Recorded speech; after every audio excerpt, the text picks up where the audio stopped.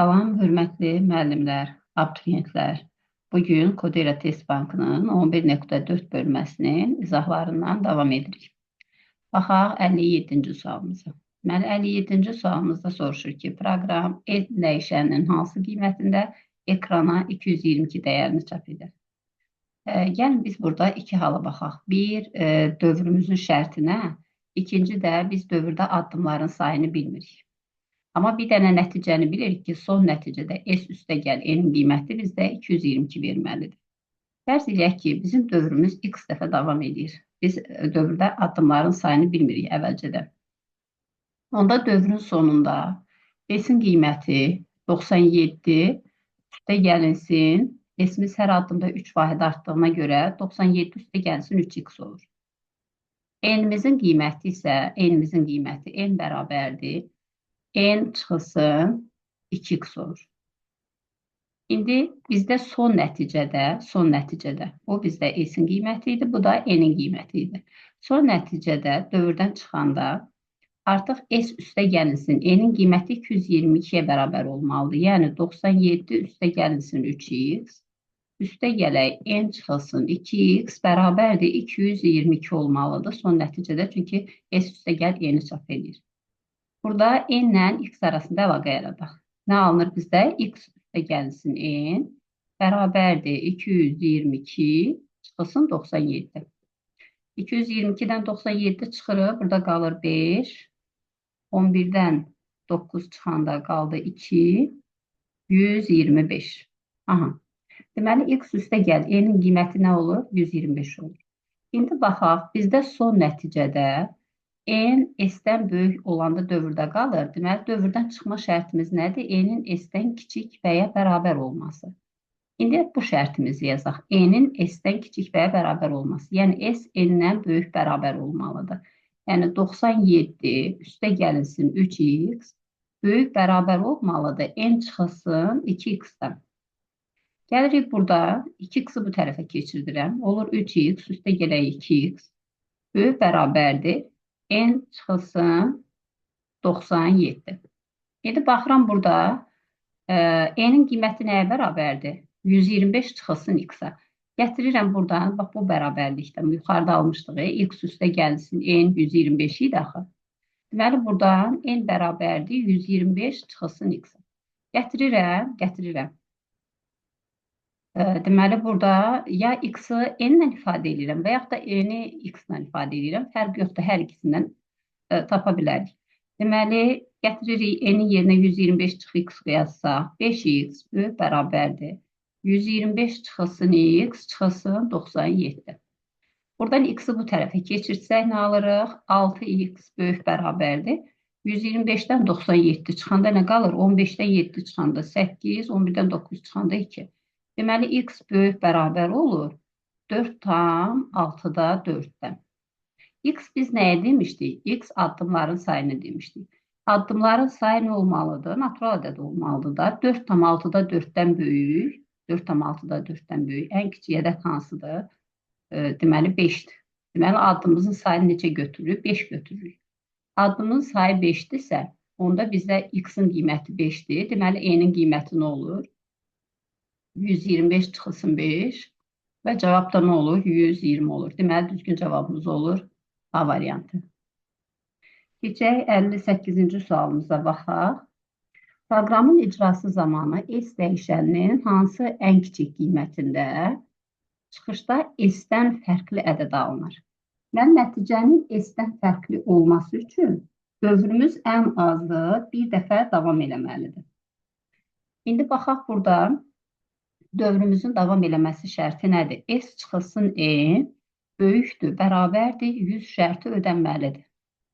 S-in. Deməli, qiyməti nədir? Başlanğıcda bilmirəm. N neçədir? 100-dür. S çıxılsın 100, böyük bərabərdir, 100 şərti ödənməlidir ki, deməli, biz birinci dəfə nə edək? Dövrə daxil olaq. Elə bunun ən kiçik qiyməti nə olur? Elə 200 olur da. Deməli, 58-də nə olur bizdə? Düzgün cavabı olur E variantı. Keçək növbəti tapşırığımıza 59-cu suala. Python dilində yazılmış Proqramın nəticəsini müəyyən edin. Aha, burada baxaq nə verir bizə. Nəticəni tapırıq, amma biz nəyi bilmirik? Dövrlərin sayını bilmirik. Nəticə nədir? N-in qiymətidir. Deməli, N 1 ilə başlayır, 1 ilə başlayır. Hər də addımda 2-yə vurulur. Bizə nə lazımdır? Dövr sayını bilməliyəm ki, deməli, mən biləm ki, N-i mən neçə dəfə, 1-i neçə dəfə 2-yə vurmuşam. Əslində, buradan belə bir şey də deyim, belə məntiqlə götürəndə cavab 2-nin qüvvəti olmalıdır deyə. Onsuz da cavabımız 256-dır. Amma yenə də biz davam edək. Deməli, indi baxaq bizim A üstəgəl B-nin başlanğıcda qiyməti neçə idi? A üstəgəl B-nin başlanğıc qiyməti 250, üstəgələk 170 idi. Bu bizə nə verir? 420 verir, düzdür? Aha, hər addımda görək A üstəgəl B-nin qiyməti nə qədər artır?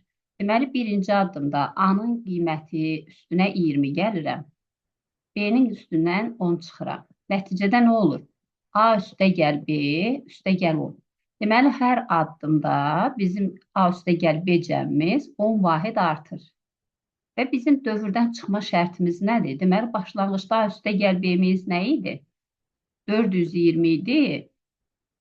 Hər addımda 10 vahid artırsa, deyirəm, x addımda, yəni dövrdən çıxana qədər x addım davam edibsə, x addımdan sonra üstəgəlisin 10x olar. Və biz dövrdən çıxmaq üçün bu böyükdür, bərabərdir 500 şərtini ödəməlidir ki, biz dövrdən çıxaq. Buradan tapırıq, deməli 10x böyük bərabərdir. 500-dən 420 çıxırıq, qalır 80. X böyük bərabərdir 8-dən. Deməli, x-in kiçik addım sayını 8-dən böyük bərabər deyirsə, addım sayını mən neçə götürürəm? 8 götürürəm. Və bizim də n-in qiyməti başlanğıcda 1 idi. Hər addımda 2-yə vurulduğuna görə 8 addımda 8 dəfə 2-yə vururum, cavab olur 256. Düzgün cavabım E variantı olur. Dediyim kimi, əslində bu cavablar gərək başqa yenə 2-nin qüvvəti olsaydı daha maraqlı olardı testimiz.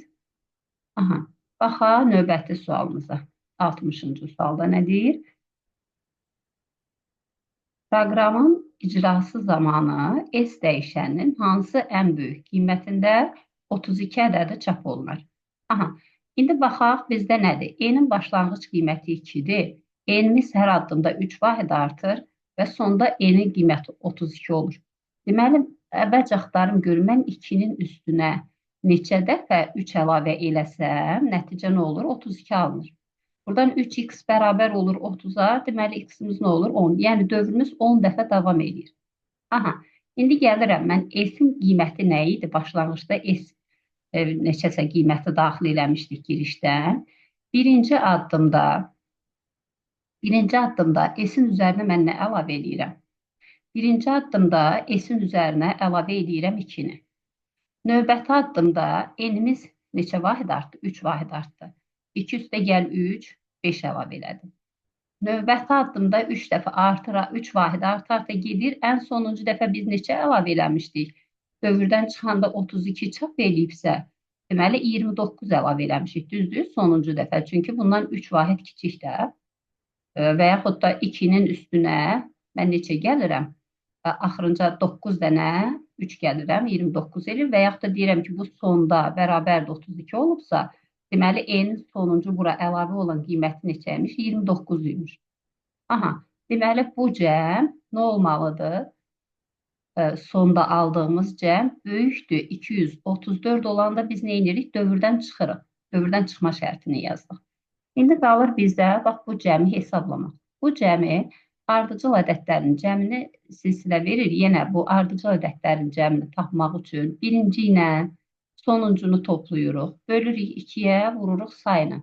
Sayı zaten biz burada tapmışdıq. Neçə dənə idi? 10 dənə idi. Deməli, böyükdür 234 şərti ödənməlidir. Onda S üstə gəlinsin. 2 üstə gəl 29, elədi 31, bölünsün 2, vurulsun 10. Burada 5 qalır. Böyükdür 234-dən. Deməli, S üstə gəlinsin. 31-i 5-ə vuranda nə verir bizə? 155 eləyirmi? Böyükdür 234-dən.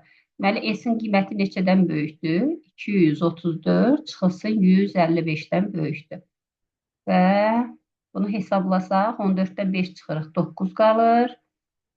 12-dən 5 çıxanda 7 qalır. Deməli 79-dan böyük. 79-dan böyük ən kiçik ədəd 80-dir. Biz tapdıq bunun ən kiçik qiymətini. Amma baxırıq bizdən nə soruşur? Deyir, hansı ən böyük qiymətində? Ən böyük qiymətini soruşduğuna görə biz bir addım əvvəldəki qiymətə baxırıq. Yəni bu dövrdən çıxma şərti idi. Dövrdən çıxma şərti. Biz nəyə baxırıq indi? Dövrdə qalma şərtinə. Yəni 10 addıma yox, 9 addıma. Deməli, nəyə yazıram? Onda S-in qiyməti nə olur? 2 üstə gəlinsin, yəni S üstə gəl, 2 üstə gəl 5. Ən sonuncu nə idi? 29 yox, 29-dan 3% kiçik olan 26. Nə olmalıdır? Kiçik bərabər olmalıdır. 234-dən. Onda S üstə gəlinsin. Yenə ardıcıllıq kimi də tapa bilərik və yaxud da biz burada neçə tapmışdıq? Cəmi 155 tapmışdıqsa. Bir də bu 155-dən 29 çıxıb elə birbaşa tapa bilərəm. 155-dən deməli 25 çıxsaq qalır 130. Bir dənə də 4 çıxsam 126. Deməli S üstə gəlsin 126. Kiçik bərabər olmalıdır 234-dən. Onda S kiçik bərabərdir 234-dən çıxıram neçəni? 126-nı. 8, 0, deməli nə olur? 108. Onda S-in ən böyük qiyməti neçə olur? 108 olur. Deməli düzgün cavabımız nə olur? C variantı olur. Keçək növbəti sualımıza. 61-ci sual. Proqramın icrası nəticəsində 77 ədədinin çapa verməsi üçün girişə daxil ediləcək ədədi müəyyən edin. Nəticə yenə nəyin qiymətidir? E-nin qiymətidir. E-nin başlanğıc qiymətini bilirəm. Addımını bilirəm. Son nəticəni də bilirəm. Deyirəm, baxıram mən hər addımda 5 vahid azaldıram yenə. Birinci addımların sayını tapaq. İlk əvvəl addım sayını yenə 222-dən. Deməli, neçə dənə 5 çıxsam, nəticədə neçə qalır? 77 qalır. Deməli, 5x bərabərdir. 222-dən 77 çıxıram, qalır 5. 11-dən 7, 4 oldu 145. Deməli, x bərabər olur. 145-i 5-ə böləndə, deməli, neçə dəfədir? 29 gəlir. Dövrümüz neçə dəfə davam edib? 29 dəfə davam edib. Aha, 29 dəfə davam edibsə, onda baxaq nəyin qiymətinə? S-in qiymətinə. S-in qiyməti başlanğıçda neçə idi? Dövrdən bizdə ən böyüyünü soruşur. Yəqin ki, bir dənə ədəddir, ona görə ən böyük, ən kiçik demir. Deməli, S-in başlanğıc qiyməti neçə idi? 22 idi. Mən hər addımda S-in üstünə D gəlirəmsə, 29 addımda 29 dənə D gəlirəm də bunun üstünə və nəticə nə olmalıdır? Böyük bərabər olmalıdır 390-dan. Aha, onda 29D böyük bərabər olmalıdır. 390-dan 22 çıxıram. 390-dan 22 çıxanda qalır 368. D böyük bərabərdir. 368-i bölürük 29-a.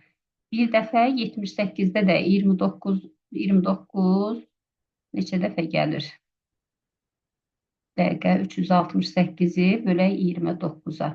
Bir dəfə 29, 7, 78-də 29, 2 dəfə olur. 2 dəfə də 58 olur. Qalır neçə? 20. Deməli olur 12 tam 29-da 20-dən böyük bərabər.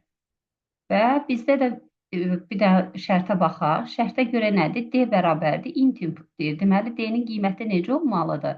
Tam ədədi olmalıdır. Onda 12 tam 29-da 20-dən böyük. Ən kiçik tam ədəd hansıdır? D bərabərdir 13-dür. Burada ən böyük qiymətini niyə demir ən böyük və yaxud da ən kiçiyi tap? İndi biz ən kiçik şərti də dövrdə qalma şərti idi. Bu da necə idi? 22 üstə gəlinsin. 28D kiçikdir 390. Yəni bir addım əvvəldə bu ikinci dövrdən çıxma şərti. Bu da axırından bir addım əvvəldə dövrdə nədir? Qalma şərti. Buradan da 28D-ni tapsam kiçik olur. 390-dan 22 çıxanda yenə qalır 368.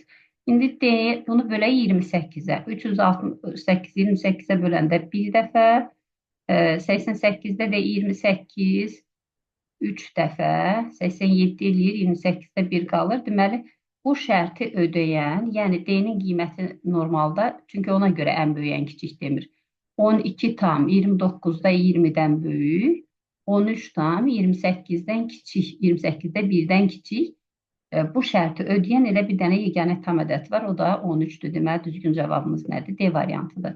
Düzdür, burada heç bu tərəfi yazmazsaq da olardı. Sadəcə əmin olmağınız üçün ki, yəni bircə dənə qiymət alır. 62-ci suala baxaq indi. Python dilində yazılmış proqramın nəticəsini müəyyən edin. Baxaq, bizdə nə daxil olur? M çıxılsın 1-dir, çapa ver. M-in başlanğıc qiyməti, dövrdən çıxma şərtinə baxaq. Yenə bizdə nə verir? P kiçikdir N şərti. N hər addımda N-in qiymətini verir. Hə, 120-dən kiçik şərt ödənməlidir. P-nin başlanğıc qiyməti nədir? 1-dir. P-miz hər addımda M-ə vurulur və M-ə vurulur.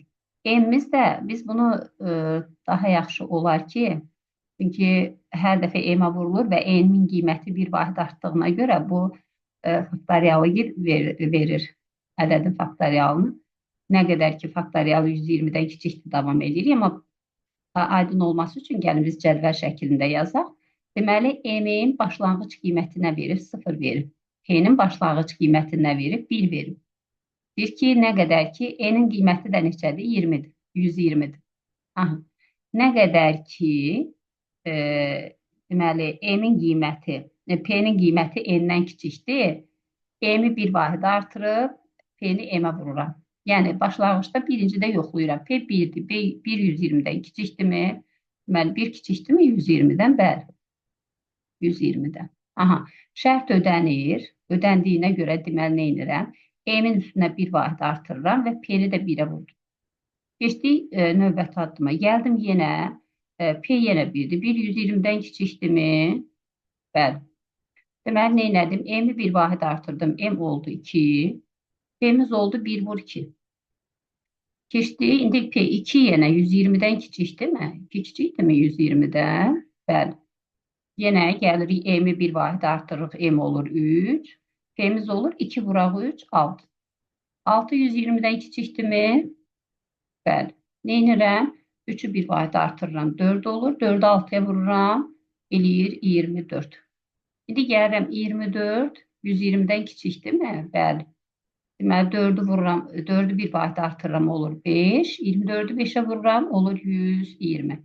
Artıq 120 kiçikdirmi 120-dən? Xeyr. Deməli, bu şərt ödənmədi. Biz artıq nə edirik? Dövrdən çıxırıq. Və dövrdən çıxdıq, nəyi çapa veririk biz? M çıx 1-i. M-in sonuncu qiyməti nə idi? 5 idi. Deməli, biz nəyə çapa veririk? 4-ü çapa veririk. Düzgün cavabımız olur E variantı. 63-cü sualımıza. Python dilində yazılmış proqramın nəticəsini müəyyən edin. Yenirik.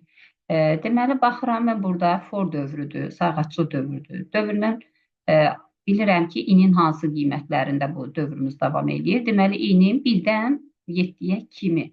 Çünki burada 1-7 yazmışıqsa, 7-nin özü götürülmür də. Deməli, 1-7 bu intervalda baxırıq.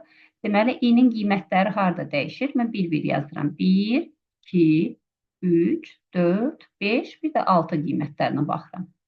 İndi baxırıq, bizim burada 2 dənə if operatorumuz var. Birinci, tamam, bu daxlanmadı. İkinci, tam. İndi birinciyə baxaq. Birincidə i-nin ancaq 2-yə bölünən qiymətlərdə S bir vahid artır. Deməli, mən yazıram ki, i-nin ancaq 2-yə bölünən qiyməti, yəni bu hal 4 halı, bir də 6 halı. Deməli, bu hallarda üzərinə neçə əlavə olunur? 1 əlavə olunur S-in üzərinə. İndi keçirəm ikinci ifimizə. İkinci ifimiz bax buradadır. Burada həmişə şərt ödənsə yuxarı ki, yəni i-nin 3-ə bölünən qiymətlərində S-in üzərinə 2 əlavə edirik, qalan qiymətlərdə 3 əlavə edirik. Burada 3-ə bölünən qiymətlər nədir? 1 3-dür, 1 6-dır. Deməli, bir burada nə əlavə edirəm? 2 əlavə edirəm. Bir də ki, 6 olanda 2 əlavə edirəm. Qalan hallarda 3 əlavə edirəm. Yəni bu if yuxarıki ifdən asılı deyil də. Yəni bu həmişə ya bu qol, ya bu qol icra olunur. Aha, keçirəm axırıncı S bərabərdir S üstə gəl i-yə. Bu heç bir şərtdən asılı olmayaraq hər addımda S-in üzərinə i toplanır. I-nin qiymətləri də zaten burada ortada yazmışıq. Deməli, elə bizdə S-in son qiyməti nədir? Burada gördüyümüz ədədlərin cəmidir. Baxıram, burada sol tərəfdəkilər toplasaq nə edir? 4 dəfə 3, 12. Nədir? 2 dənə 2 gəlirəm, bu oldu 16. Orta hissədə 1-dən 6-ya qədər ədədlərin cəmi. 1 ilə 6-nı toplayıram 7, sayına vururam 42, yarı bölürəm 21. İstəsəniz tək-tək də toplaya bilərsiniz. Neçə dənə 7 var? 1 ilə 6, 2 ilə 5, 3 ilə 4. Elə həmin o qaydada buradan alınır. Birinci axırıncını toplayıb yarı bölmək. Yəni bizim 6 dənə ədədimiz varsa 3 dənə 7 alınır. Aha. İndi qaldı bizim nə? 3 dənə də təklik. Burada da 3 üzərinə əlavə eləsək, nəticə nə olur? 40 olur. Deməli, düzgün cavabımız nə olur? B variantı olur. Baxaq növbəti sualımıza, 64-cü suala. Aha. Python dilində yazılmış proqramın nəticəsini müəyyən edin. Burada nədən istifadə edirik? Deməli, i-nin qiyməti dəyişir. Mənfi 50-dən neçəyəcən? Ən sonuncu da olur 49 daxil olmaqla. Mənfi 50-dən 49-acan tam qiymətlərin hamısına baxırıq. Aha. İndi burada i çıxılsın 16, i üstə gəlsin 20. Əgər müsbətdirsə, tanı bir vahid artırırıq. Yəni, bu hasilin 20-dən böyük olan hallarını verən i-nin qiymətlərini sayırıq. Bunu da biz hansı üsulla eləyirik? Riyaziyyatda intervallar üsulu var. Yəni, i çıxaq 16, vurulsun i üstə gəlsin 20, böyükdür 0 şərtini ödəyən ədədlərin sayını tapanda, bunların hər ikisinin sıfırlarını tapıram. i çıx 16 bərabərdir 0. Deməli, i-miz olur neçə? 16. i üstə gəl 20 bərabərdir 0. Hansı qiymətdə olur? Mənfi 20-də. Mən burada işarələri düzsəm, deməli, 16-dan böyük qiymətlərində hər ikisi müsbətdir. Burada mənfidir, burada müsbət. Bizdə müsbət olan hansı haldır? Ya 16-dan böyük, ya da mənfi 20-dən kiçiklərdir. İndi keçirik biz ikinci şərtə. Biz i-nin hansı qiymətlərinə baxırıq? Mənfi 50-dən böyük, yəni bunun hamısına baxmıram da, mənfi 50-dən bu tərəf olan qiymətlərinə və 49-dan bu tərəfə olan qiymətlərinə. İndi görək, burada neçə dənə tam ədəd var. Deməli, mənfi 20-dən, mənfi 50-dən mənfi 20-yəcən. Mənfi 20-nin özü daxil deyil, amma mənfi 50 bura daxildir. Çünki mənfi 50 də bu intervalda var. Aha, deməli, bu intervaldakı ədədlərin sayını tapmaq üçün ya birbaşa mənfi 20 çıx 50, 30 dənə burada deyirik, ya da deyirik ki, bura daxil olan ən böyük hansıdır? Ən böyük mənfi 21-dir, ən kiçiyi də mənfi 50-dir. Mənfi 21-dən mənfi 50 gəlib, üstə 1 gəlirəm. Buradakı ədədlərin sayını tapıram, olur 30 dənə. 49, 16-dan 49-a canda buradakılar da 33 dənə də burada eləyir. Deməli, bunda nə edirəm? Ən böyüyümüz 49-dur, ən kiçiyimiz 17-dir. Üstündən çıxıram, ən böyükdən ən kiçiyi çıxıb, üzərinə 1 gəlirəm. Burada da nə eləyir? 33 dənə də burada eləyir. Onda ümumi neçə dənə bu şərti ödəyir? 30, üstə gəlinsin 33, cəmi 63 dənə ədədimiz bu şərti ödəyir. Ona görə düzgün cavabımız E variantı olur. Deməli, 65-ci sualda nə verir bizə? Python dilində yazılmış proqramın nəticəsini müəyyən edin. Burada baxırıq ki, S-in qiyməti 0-dır və i-nin 1-dən 49-a qədər qiymətləri üçün S-in üstünə i-nin qiymətləri toplanır. Deməli, S bərabər olur 0 üstə gəlinsin. Birinci dəfə 1 toplayırıq, növbəti addımda 2 toplayırıq, növbəti addımda 3 və s. Ən sonuncu neçəni toplayırıq üstünə? 49-u toplayırıq. Və bizə burada S-in qiymətini hesablamağa ehtiyac yoxdur. Yəni, i-nin sonuncu qiyməti nə olur bizdə? 49 olur sonuncu dəfə. Və nəticədə bizdə i-ni çapa verir. Deməli, çapa verdiyi nədir? Elə 49-u çapa verir. Düzgün cavabımız C variantı olur.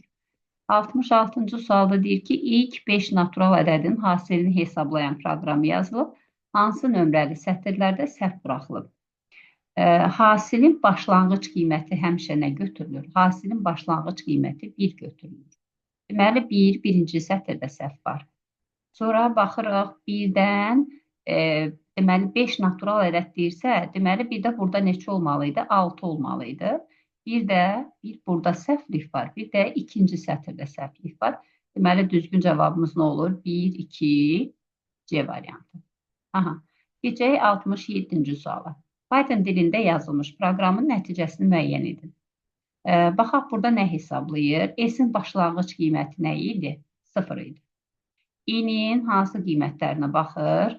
Deməli, 1, 2, 3, 4 qiymətlərinə. Birinci addımda I-nin üzərinə POV nə edirdi? Qüvvəti tapırdı. Bu hesablayır I-nin kvadratını. Birinci dəfə 1-in kvadratını toplayır. 2-nin kvadratını, 3-ün kvadratını və sonuncu da 4-ün kvadratını və salam. Deməli, I-nin qiymətləri konkret məlumdur. Əvvəlcədə artıq buradan kənara çıxmırıq da. 1 üstə gəl 4, üstə gəl 9, üstə gəl 16. Bu da eləyir neçə? 30. Deməli, düzgün cavabımız nə olur? D variantı olur.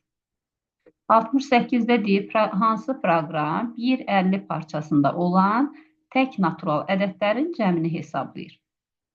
İndi bir araşdıraq hər bir proqramı. A variantında 1-dən 51-ə kimi yazıb. Hə, bu düzdür. 1,51 parçasını yazıbsa 1-dən 50-yə cəm baxır. Amma burada nəyi cəmləyir? 2-ini. Yəni, burada cütləri cəmləyir. Deməli, A yanlışdır.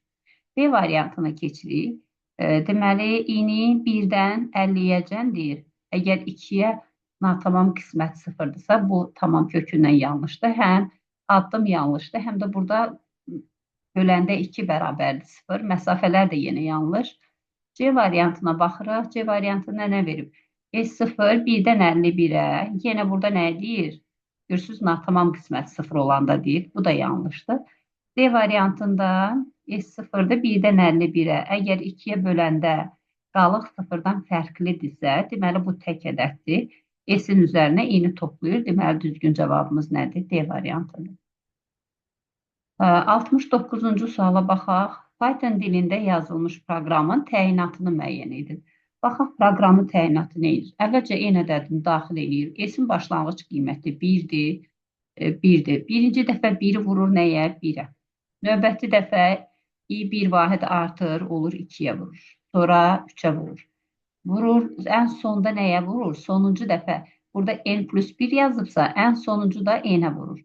Deməli, 1-dən n-ə qədər ədədlərin hasilinə biz nə deyirdik? N faktorial deyirdik. Deməli, nəyi hesablayır? Faktorialı hesablayır. Yəni, daxil edilən ədədin faktorialını hesablayan proqramdır. Baxaq 70-ci sualımıza. Python dilində yazılmış proqramın nəticəsini müəyyən edin. Burada nəyə baxırıq indi? I-nin 1-dən 10-a qədər qiymətlərinə baxırıq. Birinci dəfə M1 nəyə bərabərdir? 2-yə böləndə alınan qalıq. M2 də 3-ə böləndə alınan qalıq. 2-yə böləndə qalıq 1-dirsə, bu nə deməkdir? Ədədim təkdirsə, təkdir və ya or dediyinə görə və ya nə olmalıdır? M2 0, yəni 3-ə qalıqsız bölünürsə və ya 3 kadsa, yəni 3-ə bölünən ədəddirsə, S-i bir vahid artır. Deməli, bizim 1-dən 11-ə kimi qiymətləri, i-nin hansı qiymətlərinə baxırıq? 1, 2, 3, 4, 5, 6, 7, 8, 9, bir də 10 qiymətlərini. Buradan tək olanlar bizdə neçə dənədir? 5 dənədir. Yəni 1-dir, 3-dür, 5-dir, 7-dir, bir də 9-dur. Bir də və ya deyir ki, 3-ə böləndə qalıq 0 olan, 3-ə böləndə qalıq 0 olan cütlərin içərisində təkləri onsuz da baxmışıq, təkrar baxmağa ehtiyac yoxdur. Bir də 6 bu şərti ödəyir.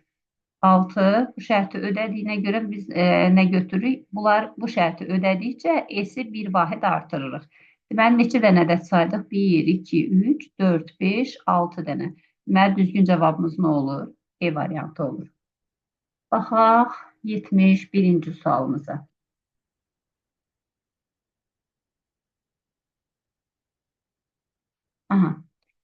E-nin qiyməti 4-dür, A-nın qiyməti 2-dir. Burada i-nin hansı qiymətlərinə baxıram? I-nin bir qiymətlərini qeyd eləyək. 1, 2, bir də 3 qiymətinə baxıram. Çünki burada nə yazıb? E-nin yerinə 4 yazsam, Birdən 4-ə kimi olan ədədləri yazır. Yəni 4-ün özünü götürmürük. A-nın qiyməti başlanğıçda nə idi? 2 idi. Birinci addımda i1 olanda A-nın qiyməti oldu 2 vur 1, 2. Növbəti addımda 2-ni vurduq 2-yə oldu 4. O birisi addımda 4-ü vurduq 3-ə oldu 12. Sonda nəyə çap eləyir? A-nın qiymətini çap eləyir. Yəni düzgün cavabım 12 olur. 72-ci suala baxaq. 72-ci sual deyir ki, bu kod haqqında hansı mülahizələr doğrudur? Baxaq indi bir-bir şərtlərimizə. Deməli, S-in qiyməti 0-dır, B 16-dır. 1-dən B üstə gəl 1 deyirsə, 1, 17 yazmışamsa, deməli 1-dən 16-ya qədər ədədlərə baxırıq. Əgər B ədədi, yəni 16, həmin i-yə qalıqsız bölünürsə, i-ni çap edirik. Yəni 16-nı yoxlayır, 1-ə bölünürmü? Bəli, 1-i çap edirik. 2-yə bölünürsə, 2-ni çap edir. 3-ə bölünürmü? Xeyr. Əks halda neynir? S-in üstünə i gəlir. Deməli, əgər B-nin 16-nı bölənidirsə, B ədədinin bölənlərinin çap eləyir, natamam bölənlərini neynir? Cəmini hesablayır. Yəni, birincisi tam bölənlərini çap edir, deməli 1 düzdür. Sonra natamam bölənlərini çap eləyirmi? Xeyr. B ədədən tam bölənlərini cəmləyir, xeyr. Natamam bölənlərini cəmləyir, deməli düzgün cavabım 1, 4 olur. Çünki burada əgər tam bölünürsə, özünü çap eləyir. Əks halda tam bölünmürsə, üzərinə, S-in üzərinə əlavə edir. Yəni, S dəyişəni də cəmləyir. Düzgün cavabımız D variantı olur. 73-cü sualımıza baxaq. İlk 9 natural ədədin cəmini hesablayan proqram yazılıb. Hansı nömrəli sətirlərdə səhv buraxılıb? Deməli, biz nəyi hesablayırıq? Deməli, ilk 9 natural ədədin. Baxırıq 1-dən 10-a kimi yazıbsa, deməli, düzgündür. Bu düzdür. Burada səhv yoxdur. Aha. Cəm bərabərdir 0. Bu, əslində cəm bərabər 0-dır, amma bu sonda nə var? 2 nöqtə var. Deməli, bir dənə səhvimiz burada var. Sonra keçirəm, bir də harada var? Burada 3-cü nə olmalıydı? 3-cü səhvi bilirik ki, 2 nöqtə yazmışıqsa, dövrün gövdəsi nə olmalıdır? Abzasdan olmalıydı burada. Deməli, burada da yanlışlıq var. Deməli, harada səhv var? Birinci, bir də 3-cü sətirlərdə bizim səhvimiz var. Aha. Baxaq 74-cü sualımıza. 74-də nə verir? 74-də deyir ki, Python dilində yazılmış proqramın nəticəsini müəyyən et. İndi baxırıq burada nə iş görür? Deyir ki, i-nin 1-dən 50-yə kimi 3-3 addımlayırıq. Əgər 4-ə bölünürsə, həmin ədədi çap elə. I-ni çap elə. Proqramın nəticəsini müəyyən edin deyirsə, bu əslində burada biraz səhvlik var. Çünki burada sayını istəyir, ya sonuncu dəfə hansı çap olunur, onu mu soruşur. Biraz qeyri-müəyyənlik var. Sadəcə nə eləyə bilərəm mən burada? Nə çap olunur? Biz nəticəni gəlin düzgün yazaq. Deməli, i-nin 1-dən 50-yə kimi qiymətləri üçün mən nə edirəm? 1-in üstə, birinci dəfə i1 idi. Növbəti dəfə 3 əlavə elədim, 4 oldu. Artıq 4-ü nə edirəm? Çapa verirəm. Çünki 4-ə böləndə qalıq 0-dır, deməli 4-ü çapa verir. Növbəti dəfə 3-3 əlavə eləyirəm, 3-3 addımımız 3-dür deyə mən bunun üzərinə 12 gələndə, 12 toplayanda, növbəti dəfə 16 olanda, yəni 3 toplayıram, bölünmür, 7, yenə 3 toplayıram, 10 bölünmədir, yenə 3 bölünmür, 16 olanda artıq bölünür. Deməli, hansı ədədləri çap eləyir? 4-ü, 16-nı, sonra üstünə yenə 12 gəlirəm, 28-i çap eləyir. Sonra 28-in üstünə yenə 12 gəlirəm, bir də neçəni çap eləyir? 40-ı çap eləyir. Yəni 4, 16, 28, bir də 40. Bu dəyişənləri çap eləyir. Sadəcə burada cavablar biraz hansı formatda vermək istəyiblər. Yəqin ki, cavablarda yanlışlıq gedib. Texniki səhv gedib. 75-ci sualımıza baxırıq. Deməli, Python dilində yazılmış proqramın nəticəsini müəyyən edin. 50-dən 100-əcən əgər həmin ədədi ona böləndə alınan natamam qismət bərabərdirsə, ona böləndə tam bölmədən alınan nəticəyə, yəni normal adi qayda ilə bölmə, düzdürmü? Deməli, burada nə vaxt bu bərabər olur? Əgər ədədimiz 10-a qalıqsız bölünürsə. Çünki qalıqsız bölünməsə, bax, məsələn, 50-nin özü 50 bölünsün 10 bizə nə verir? 5 verir. 50 adi bölünsün 10 gəlir həqiqi ədəd flat tipi verir, 5.0 olur. Bunlar bir-birinə bərabərdirmi? Bəli, ikisi də 5-dir. Amma 51-i mən yuxarıda bölsəm 5 olur, aşağıda böləndə 5,1 olur. Onlar fərqli olur. 52, 12 mi? Deməli, biz nəyi axtarırıq? Burada 10-a qalıqsız bölənləri. 50-dən 100-ə qədər, yəni 99-a qədər də biz hansı parçaya baxırıq? 50-dən 50-99 parçasında 10-a qalıqsız bölünən ədədləri neyniyir? Çap eləyir, görürsünüz, ent bərabər yazıbsa, sonra boşluq buraxır, gözləyir. Deməli, nəyi çap eləyir? 50-ni, 60-ı, 70-i, 80-i, 90-ı. Vəssalam, deməli, düzgün cavabımız nə olur? D variantı olur. 76-cı sualda nədir? Proqramın təyinatını müəyyən edilir. Proqramın təyinatı. Aha. Python dilində yazılmış proqramı təyinatını müəyyən edilir. S0-dır. Foreign range 1-dən 11-ə 2 addımından S-in üzərinə i-ni əlavə elə. Deməli, nə edir? 1-dən başlayır, sonuncu dəfə neçəyə kimi davam eləyir? 11-in özünü götürmür da, 11-ə kimi. Nəyi toplayır? Tək ədədlər. Çünki bir dəfə 1 toplayır S-in üstünə, sonra 3 toplayır, 5, növbəti dəfə 7-ni, bir də 9-u. Deməli, nəyi? İndi baxırıq 1-dən 10-a qədər tək ədədlərin cəmini. Çünki 11-in özünü götürmür. Baxaq 77-ci sualımıza. Bu sualı oxşar, bayaq bir dənə sual yazdıq biz. Amma indi burada biraz oradan fərqli xüsusiyyət var. Nədir fərqli xüsusiyyət? İndi bizdə nəyə baxırıq? İnin yenə. Baxaq 77-ci sualımıza. Bu suala bayaq bir dənə oxşar sual yazdıq. Amma indi biraz fərqlidir. Nədir fərq? Yenə inin mən 1, 2, 3, 4, 5, 6 qiymətlərinə baxıram. Amma indi oradakından fərqli olaraq bizim burada bircə dənə ifimiz var. Bir dənə if operatoru var.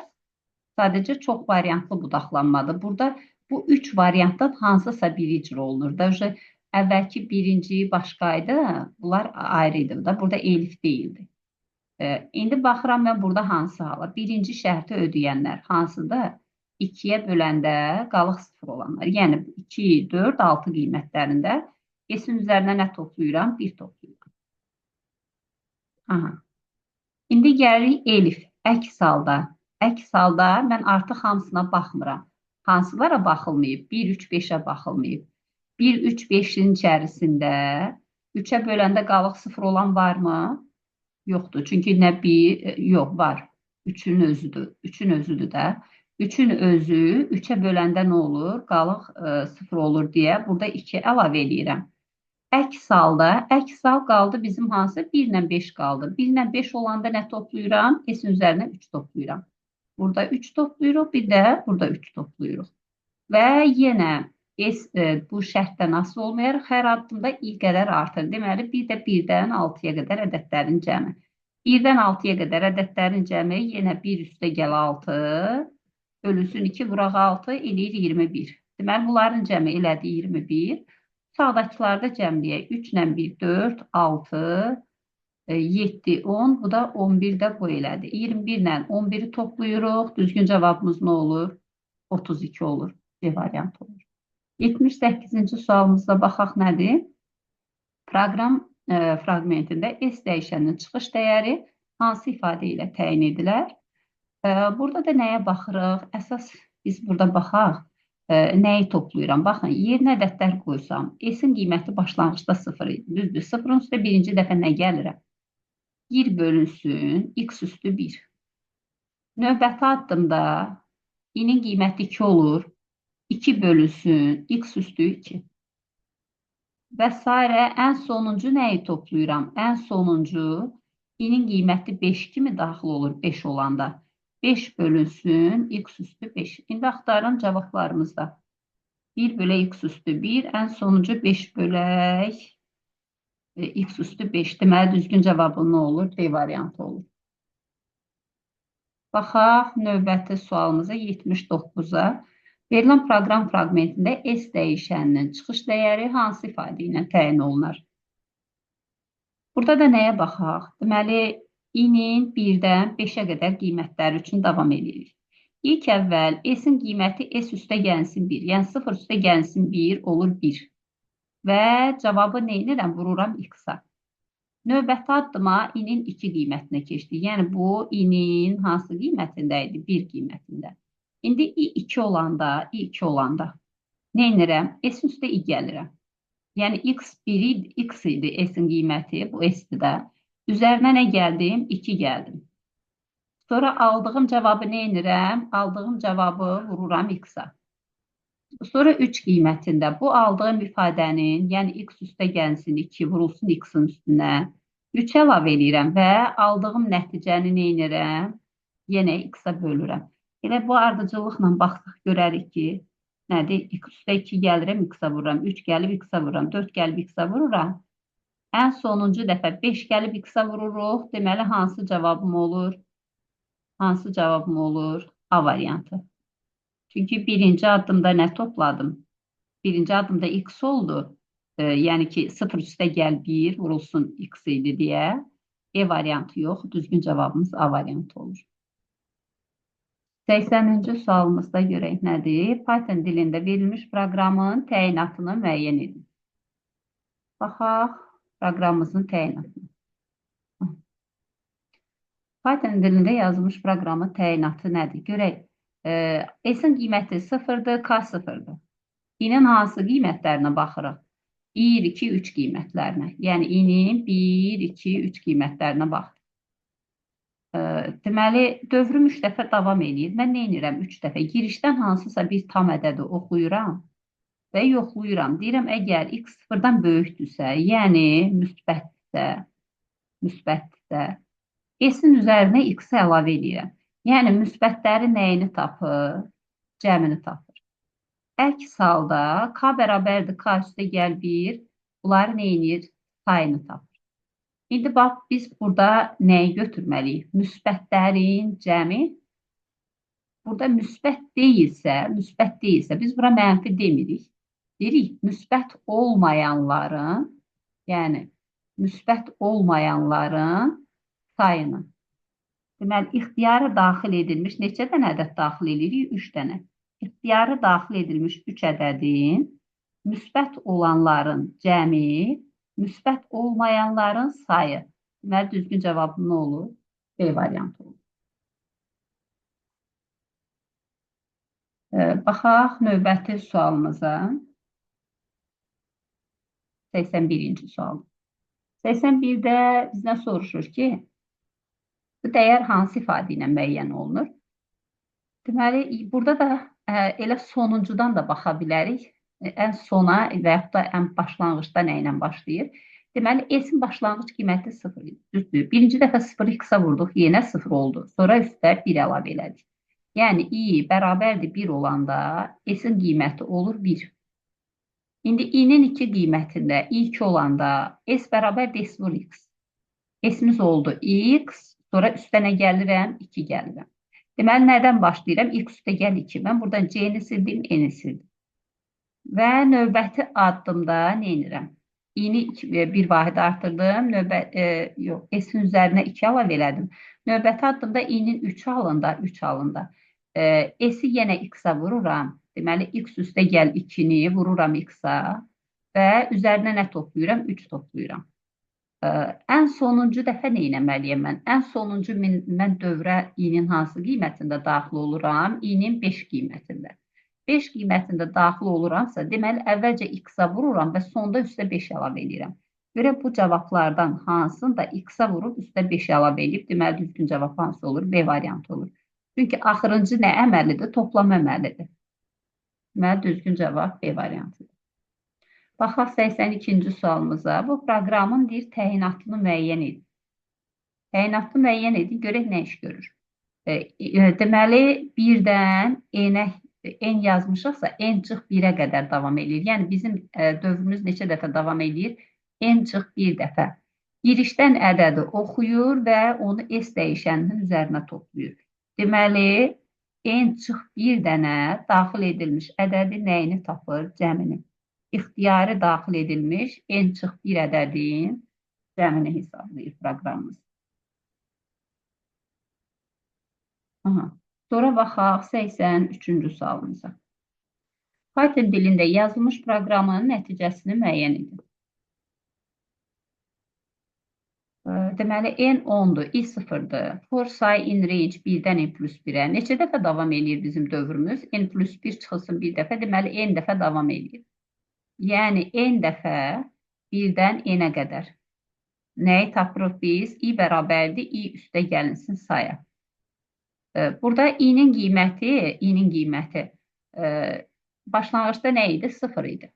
I-nin qiyməti 0 idi. Birinci dəfə mən üzərinə nə əlavə elədim? Sayın qiyməti, say dəyişəninin qiyməti əvvəlcə nə olur? 1 olur. Növbəti dəfə 2 olur. O birisi dəfə 3 olur. Bəs ən sonuncu dəfə mən bunun üzərinə nə toplayıram? N neçə idi? 10 idi. Yəni, burada nə yazmışdım? Mən 11 yazmışdımsa, ən sonuncu dəfə neçə toplayıram? 10 toplayıram. Və cəm bərabərdir bu cəmin qiymətinə. Yenə nə gəldi? Biz ardıcıl ədədlərin cəmi. Ardıcıl ədədlərin cəmi nədir? 0-ı nəzərə almayaq. Deməli, 1 ilə 10-u toplayıram. Bölürəm 2-yə, vururam neçə sayına. Nə verdi bizə? 55 verdi. Deməli, nəyə çap edir? Cəm bərabərdir 55. Düzgün cavabım olur B variantı. Baxaq 84-cü sualımıza. 84-cü sualda nə deyir? Proqramın təyinatını təyin edir. Proqramın təyinatı tapmaq üçün əvvəlcə baxıram mən K-nın qiymətinə. K-nın qiyməti neçə olur? Len A deyir. Len A deyirsə 5-ə bərabər olur. Aha. Keçirim i-nin qiyməti 0-dan dəyişir 5 bölü 2. Burada 2 yazıramsa, deməli, dövrüm neçə dəfə davam edir? 2 dəfə. İndi gəlin addımları yazaq. Birinci addımda A 0, i-miz 0-dırsa, i bərabər 0 halında. A 0, vergül. Burada nə yazırıq? A, K-nın qiyməti neçədir? 5-dir. 5 çıx 0 çıx 1, elədi 4. A0, A4 bərabər olur. A4, A0-a. A4 hansıdır? Bu 0, 1, 2, 3, 4. Neynir? 1 ilə 2-nin yerini dəyişdirir. Deməli, 2-ni bura yazır, 1-i bura yazır. Növbəti indi i-nin 1 qiymətində i-nin yerinə 1 qoyaq. Olur A1. Burada 5 çıxılsın 1, çıxılsın 1, elədi A3. A1, A3 bərabər olur A3, A1-ə. Burada da neynir? A1 ilə A3-ün yerini dəyişdirir. Yəni 7 ilə 4-ün yerini dəyişdirir. 4 ilə 7. Nəticədə nə oldu? 2, 4, 3, 7, 1. Əvvəl nə idi? 1, 7, 3, 4, 2 idi. Deməli, siyahının elementlərini tərs istiqamətdə düzür. Tərsinə düzür. Düzgün cavabımız olur nə? A variantı. Baxaq 85-ci sualımıza. Python dilində yazılmış proqramın nəticəsini müəyyən eləmək lazımdır. Deməli, birinci baxırıq nəyə? Birdən neçə kimi qiymətlərə baxırıq? İnin 1-dən 10-a qədər qiymətlər, yəni 10 daxil olmaqla. Əgər 2-yə böləndə alınan qalıq 3-ə böləndə alınan qalığa bərabərdirsə, S-i bir vahid artır. Yəni, biz bunların qiymətlərinə baxaq. Deməli, 1-dən i-nin hansı qiymətlərinə baxıram? 1, 2, 3, 4, 5, 6, 7, 8, 9, bir də 10 halına. Burada i-ni 2-yə böləndə alınan qalığı yazaq. Burada 3-ə böləndə alınan qalığı yazaq. I bölünsün 3. Ekrana biraz təmizləyək ki, i-ni 1-i 2-yə böləndə qalıq 1-dir. 1-i 3-ə böləndə də qalıq 1-dir. I2-ni 2-yə böləndə qalıq 0-dır, burada 2-dir. 3-ü 2-yə böləndə qalıq 1-dir, burada 0-dır. 4-ü 2-yə böləndə qalıq 0-dır, amma 4-ü 3-ə böləndə qalıq nədir? 1-dir. 5-i 2-yə böləndə qalıq 1-dir, 5-i 3-ə böləndə qalıq neçədir? 5-i 3-ə böləndə qalıq 2-dir. 6-nı 2-yə böləndə 0, bu da 0. 7'ni 2'ye böləndə 1, 3'e böləndə də 1. 8'i 2'ye böləndə 0, 9'u. Burada elə 0, 1, 0 belə yazırıq. Burada da nədir? 7'ni 8'i 3'e böləndə qalıq 2, 9'u 3'e böləndə 0, burada da nədir? 1'dir. İndi baxırıq burada hansı hallarda qalıqlar eyni olur?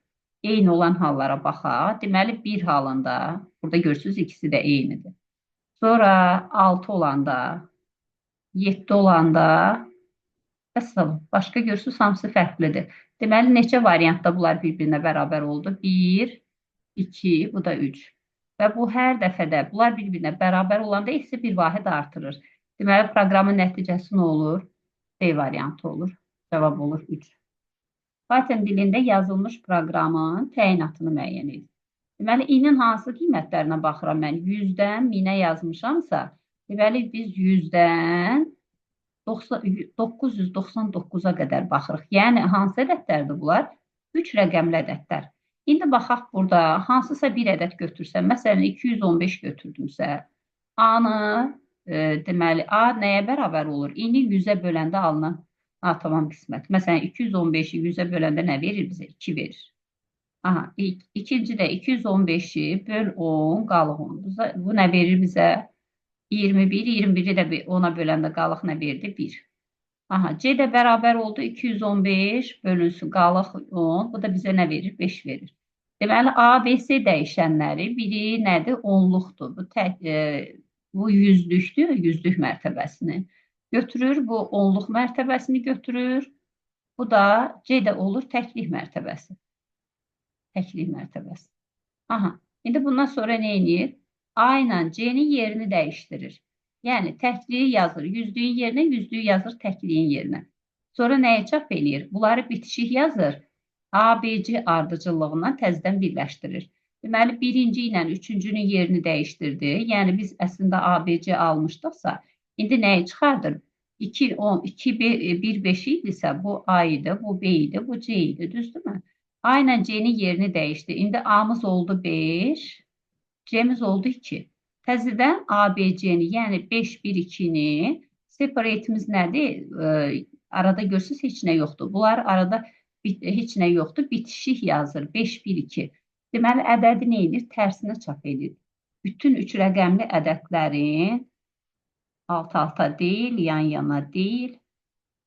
Bütün 3 rəqəmli ədədlərin birinci və sonuncu rəqəmlərini yerini dəyişməklə çap edir. Deməli, D variantı olur. Burada arada boşluq qoymur. Deməli, düzgün cavab nə oldu? D variantı oldu. Keçək 87-ciyə baxaq görək. 87-cidə yenə təyinatını soruşur. Deməli, baxırıq nə inir? Ədədi daxil elədi, sətir tipə çevirdi və sonra foreign range 1-dən len açıq 1 deyirsə, məsələn, hansısa bir tutaq ki, 4 rəqəmli ədəd götürdüm. Fərzi və yaxud da 5 rəqəmli ədəd götürdüm. Bunu çevirdi nəyə? Sətir tipə. Sətir tipə çevirəndə bu şəkilə düşdü. Bundan sonra 1-dən len açıq 1 deyirsə, deməli biz bir hara baxırıq. 0-cı indeks, 1-ci indeks, 2, 3, 4. Bunun len A-sı nədir? 2, 4, 5-dir, düzdür. Len açıq 1 deyirsə, deməli bu 1-dən, mən nəyə yazıram? 1-dən 4-ə. Onda 4 yazmışamsa, 4-cünün özünü götürmürəm. Yəni, deməli, axırdan bir dənəsinə baxmıram. Çünki burada hansı indekslərə baxırıq? 0-dan, bir dəqiqə.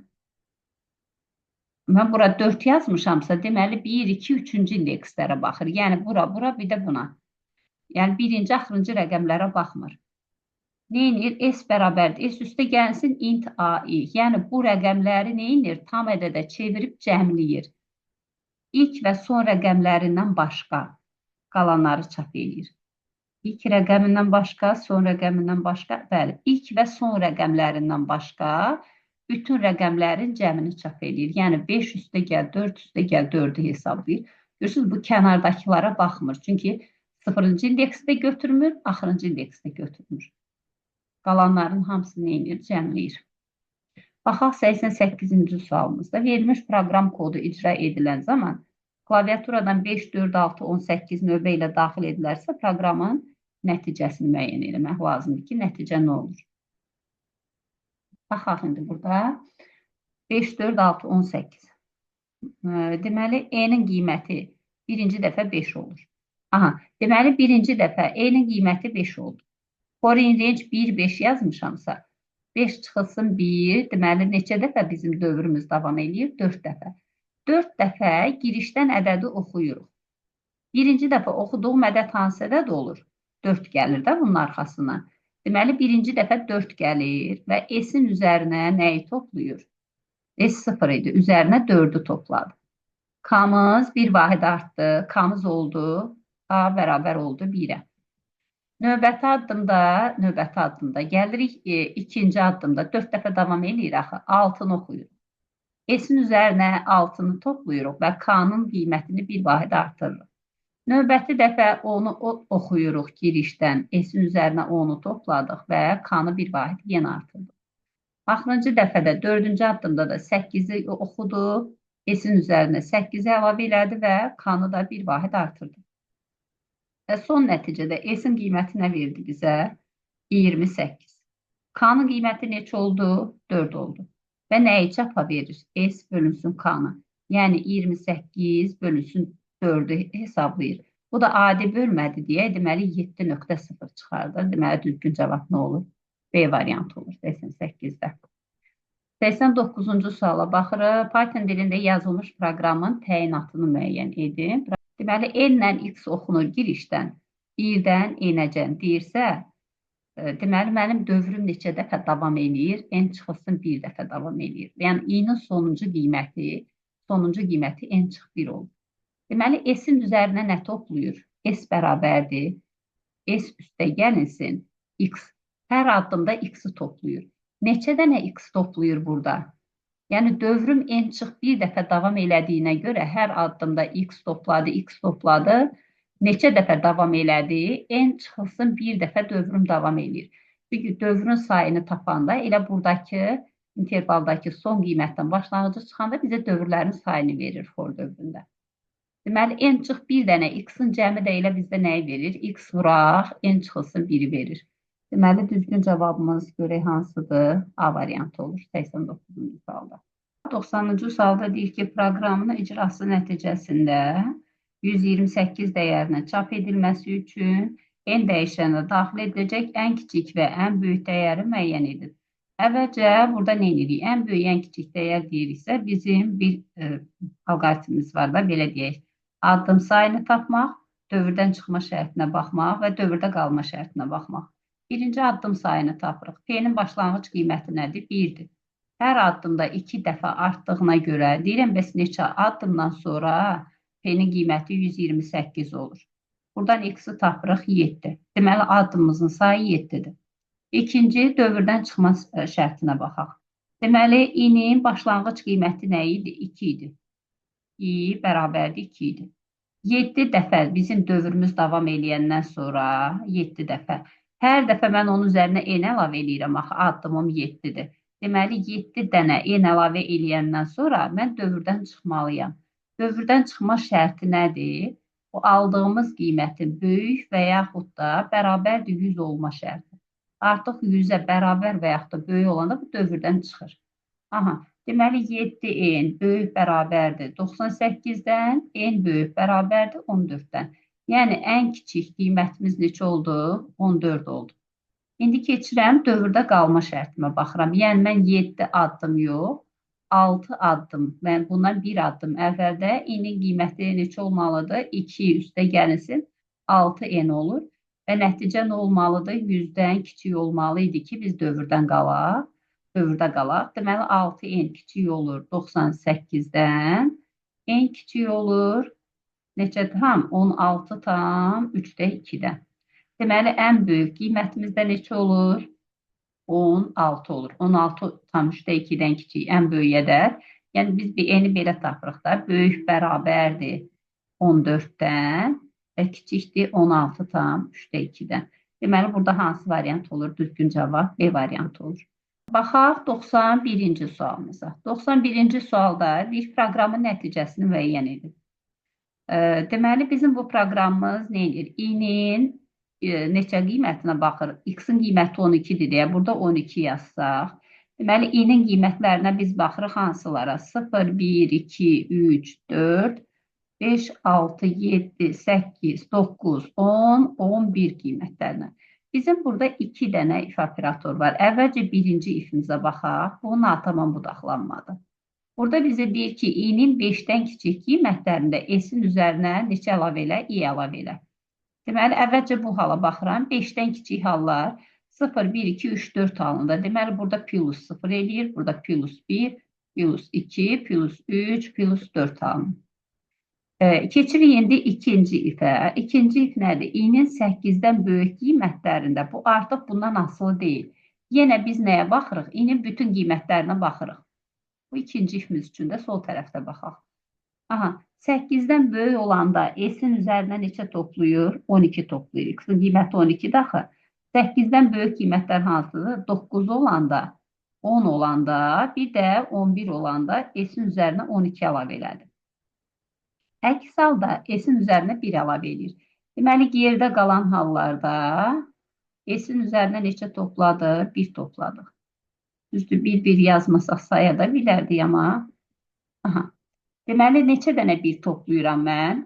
9 dənə 1 toplayıram. Çünki 0-dan başlayıram 8-ə qədər. 9 dənə 1, 3 dənə 12. Elədir, 36 ilə 9, 45 bu elədir. Üstə gəlinsin, əvvəlkində nə toplamışdım? 1-dən 4-ə, 0-dan 4-ə qədər ədədlərin cəmi eləyir 10. 45 ilə 10-u cəmləyəndə cavab nə verir bizə? 55 verir. Deməli, düzgün cavabımız nə olur? 55 olur. 92-ci sualımıza baxaq. İlk 7 natural ədədin hasilini hesablayan proqram yazılıb. Hansı nömrəli sətirlərdə səhvlik buraxılıb? Deməli, baxıram birinci h bərabərdir 1. Hasilin başlanğıc qiyməti 1-dir. Bəli, bu düzgündür. Foreign range 1-dən 7-yə. Bu artıq səhvdir. Çünki deyir ilk 7 natural ədədin. Onda biz burada nə yazmalıydıq? 8 yazmalıydıq. Deməli, bir səhvimiz buradadır. H bərabərdir, H vurulsun i. Hardan olmalıydı? Bu abzasdan olmalıydı. H bərabərdir, H vurulsun i olmalıdır. Deməli, bir də harada səhv var? 3-cü sətirdə səhvlik var. Düzgün cavab 2, 3 olur. Baxaq 93-cü sualımıza. Python dilində yazılmış proqramın nəticəsini müəyyən edin. S-in K-nın başlanğıc qiyməti 0 götürülüb. I -100-dən başlayır 99-a qədər. Mən hansı parçaya baxıram? -199 parçasına baxıram. Və H-ın qiyməti nədir? I çıxaq 25, I üstə gələk 16-dır. Və şərtə görə deyir ki, əgər bu böyükdür, bərabərdirsə 0, S-i bir vahid artır. Əks halda K-nı bir vahid artır.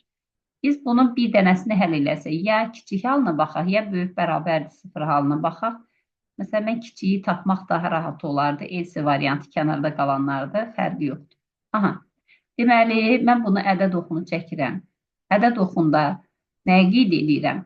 -16 sıfırlarını qeyd elədim. Bir də 25-dir. İntervallarıma böldüm.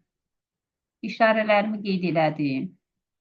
Mənə lazımdır burada? Böyük bərabərdir 0 olanlar. Böyük bərabər 0 olan hansı parçaya baxırıq biz? Dedik -100-dən müsbət 99-acan. Aha. Deməli, bizdə böyük bərabər şərtini ödəyən, bax bu hissədə olan ədədlərdir. İndi görək burada neçədə nədir? Çünki buradakı hər bir ədəd tam ədədi yoxlayanda S-in qiyməti bir vahid artır. Parçadakı tam ədədləri tapanda, yəni bu şərti ödəyən haradır? -100-dən -16-ya. Birləşmə 25-dən 99-acan olan ədədlərdir. Buradakı tam ədədlərin sayını tapanda -16-dan -100-ü çıxıb, üstə 1 gəlir. Bu bizə nə verir? 85 verir.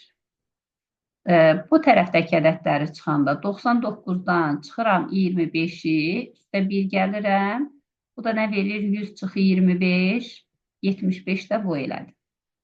Və bunları cəmləsəm, 85 üstə gəlinsin, 75, bizə neçə verir? 160. Deməli, 160 dənə qiymətdə bu böyük bərabər 0 şərti ödəndiyinə görə S-imiz nə olur?